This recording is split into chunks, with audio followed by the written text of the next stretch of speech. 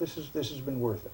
He beat my sister and me so severely that it landed us in the hospital for 10 days. Your backside was in ribbons. Oh, it was not just the ribbons, ribbons, hanging pieces of skin.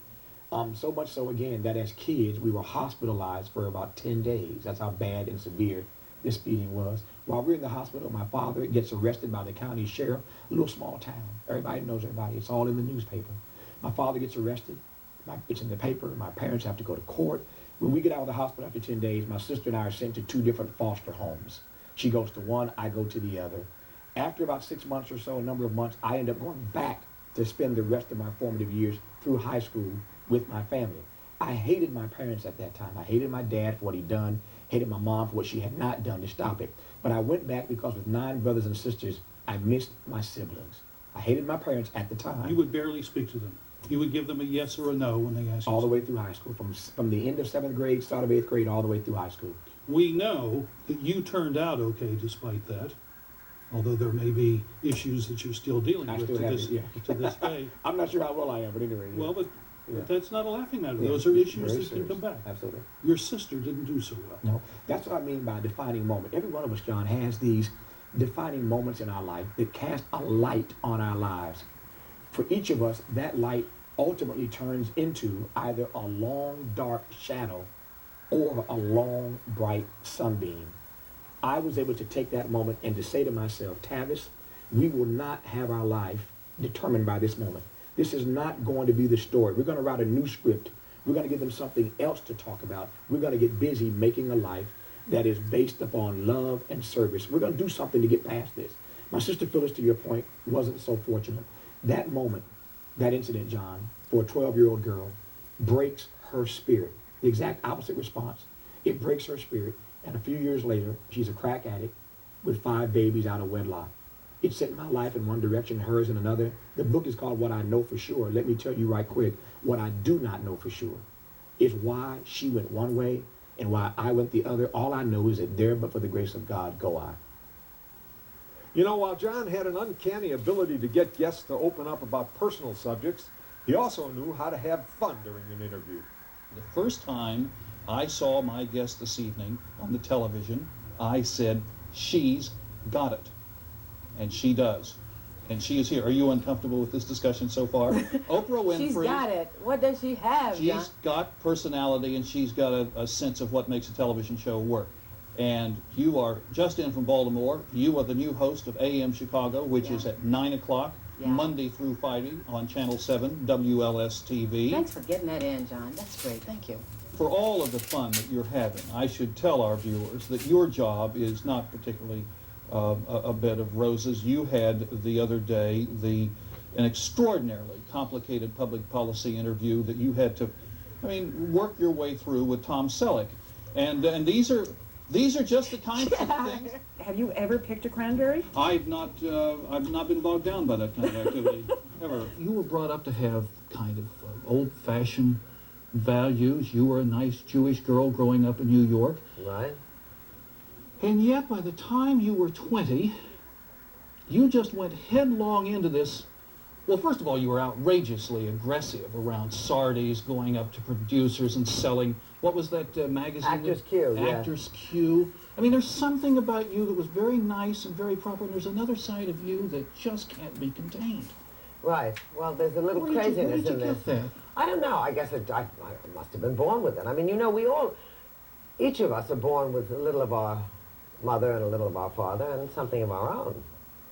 Somewhere I've got something of my own. I don't know where it comes from. Some nut house somewhere. I don't know. Ladies and gentlemen, Humoresque. How would you learn Humoresque? H-U-M-O-R-E-S-Q-U-E spells Humoresque. Humoresque was written by Dvorak. Then we have Country Gardens, Percy Granger wrote it. John. Yes, what, Judy? You are a sexual grenade. You are to public television what Joan Collins is to Dynasty. You are. You're the only person. To say that, John. You're the only person that's ever understood that. Have you ever felt that your anchorman voice was a detriment as well as an asset? In other words, there's some people, well, you know, he's a beautiful anchorman with a beautiful voice. What the hell does he know? A little bit. And for instance, you have to be careful because you can get on the phone and give the wrong impression because you sound like an announcer. Well, I was going to say, I keep thinking what you would have been like as a child. You know, Mother, may I have some more milk, please? When I opened up, Aretha Franklin was downstairs under me where she's playing her own piano and something. And they told me that I didn't have to work that night. I was filling in for Irwin Corey. He had worked 7 nights. And I was filling in for him. And they were standing there waiting to tell me I didn't have to go on because the room had been sold out to a Southern white male frozen food convention. And I was running late because I didn't know too much about downtown Loop, so I got off the bus at the wrong stop. It was a blizzard, and I'm running, believing in my head, you know, Negroes ain't never on time. You had to run about a mile, didn't you? Yes. And I got there, and here's Victor Lowndes standing. That's the Playboy executive. The executive, yeah. I used to call him and Hampton Leopold and Loeb. You know. Well, what a lovely thing, Dick. Thank you and so much. I pushed him out the way. I didn't know who he was. And I ran up 8 o'clock on time. I was there. And at 11:30, I was still on stage.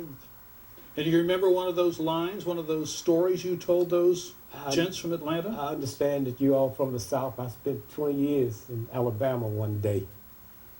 And then you have a story about fried chicken? I went to Mississippi. We had just integrated the restaurants, and everybody was angry about the restaurants being integrated, so they had to take us because U.S. Marshals was there and Justice Department. I said, what do you want? I said, I want a whole fried chicken. So the Ku Klux Klan walked up and said, whatever you do to this chicken, we're going to do to you. So I just parted his legs and kissed it and said, line up. John never shied away from controversial subjects when he hosted Chicago Tonight. Here are a few memorable exchanges. I got into this before 1973, and the reason I have never left it is because I was one of those people that women came to when they were desperate to get an abortion before it was legal. And I will tell you something, you can talk statistics and you can talk about your gory stories all you want, and I can sound like an extremist, but I remember those women, and I remember sending those women to alleys, and I remember those women looking everywhere for money, and I remember how desperate they were. I'm all grown up and I'm a professional and I run a very good health facility, but I'll tell you something, when abortion's illegal, it's awful. And women die and they're maimed and they end up in hospitals and they leave children alone. But I want to ask you a question. Kathleen Sullivan, I want to ask you a question. You've just made an impassioned, personal, kind of life history statement of the terror that you've witnessed when abortion is illegal. Kathleen Sullivan has made an impassioned, terror-filled statement of what happens when you see that arm go down the tube. When you see that. But let me ask you a question. Do you think that you could ever, with the same passion, make the statement that she made about that? And do you think that you could ever summon the compassion to make the statement that she made about the coat hanger victims? Yes, because you know what? I would like to take every one of those gals who come in and say, don't kill your baby. Don't kill your baby. There's somebody else. Those babies can be twice loved. Those babies can be loved by the birth mother giving them life and by another couple raising them. John, here's the Don't difference. kill those babies. John, others are happy and willing John, to here's be the able difference. to raise them if the mother can't. I care a whole lot more about the people already born. My first impression was, can it be that bad? What is a painting? And when I saw that painting, I couldn't believe it.